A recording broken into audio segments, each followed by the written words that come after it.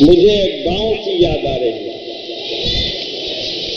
میں جب اس گاؤں میں پہنچنے والا تھا تو آبادی سے 8 کلومیٹر دور ایک بوڑھا آدمی ہاتھ دے کر اس نے روکا، یہ پہچان کر کے محمد ولی رحمانی جا رہا ہے۔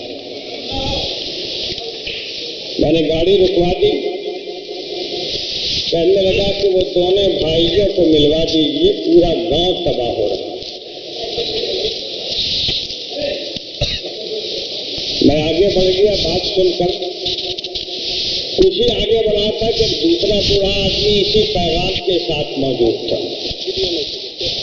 مسجد میں جا کے بیٹھ گیا، تھوڑی دیر میں گاؤں کے سب لوگ جمع ہو گئے۔ میں نے سوال کیا کہ بھائی کن لوگوں میں اختلاف ہے؟ 2 بھائی تھے، ان کا اختلاف۔ دونوں کو سامنے بلایا اور کہا کہ ایمانداری سے آپ مسجد میں ہیں، بتا دیجئے کہ جھگڑا کس چیز کا ہے۔ تو چھوٹے بھائی نے کہا دھار کے کنارے 4 کٹھا زمین ہے، اسی کا جھگڑا ہے۔ کئی سال پرانی بات ہے یہ۔ اور دھار کے کنارے کی زمین گاؤں دیہات میں بڑی سستی ہوا کرتی ہے۔ ہم نے پوچھا کہ کیا قیمت ہوگی؟ تو اس نے کہا کہ 300-400 روپے کٹھا ہوگی، مشکل سے کوئی خریدنے کا تھوڑی نہیں۔ تو دوسرے نے کہا کہ نہیں، 2000 روپے تک دام آ جائے گا۔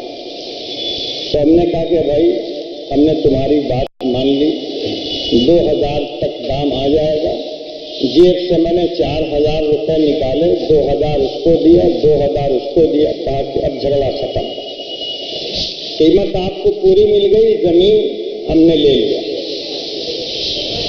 بات ختم ہو گئی، جھگڑا ختم کیا۔ تو بڑے نے سوال کیا کہ آپ اس زمین کا کریں گے؟ میں نے کہا کہ ابھی تو میں زندہ ہوں، میری ملکیت میں، مرنے کے بعد یہی میری خبر بنے گی اور تم دونوں بھائی مجاور رہو گے اس خبر۔ یہ پوچھا ہم نے کہ یہ بڑے بھائی چھوٹے بھائی سے کہ یہ بتاؤ کہ تمہارا خرچ کتنا ہوا اس مقدمے بازی پر؟ اس نے کہا کہ 4 لاکھ روپے۔ بڑے سے پوچھا تو اس نے کہا کہ 5 لاکھ روپے۔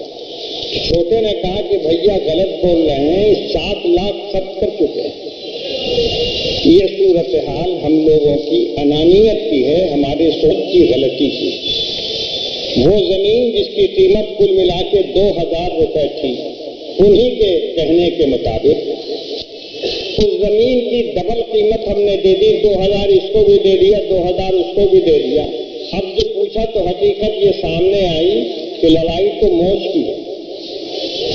یہ ہم لوگوں کی حماقت ہے، اور ایسی دسیوں مثالیں میری زندگی میں پیش آئی ہیں، آپ بھی جانتے ہیں کہ ہم لوگ جھگڑے کے سبب کو ختم نہیں